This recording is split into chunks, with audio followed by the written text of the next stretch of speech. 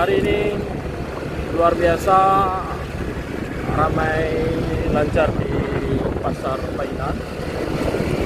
Ini adalah pasar terakhir di bulan Ramadan. Hari ini Kamis di pasar Painan.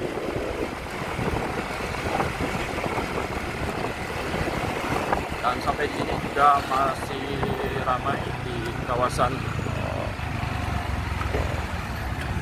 pembangunan pasar Painan. Nah, ini juga ramai.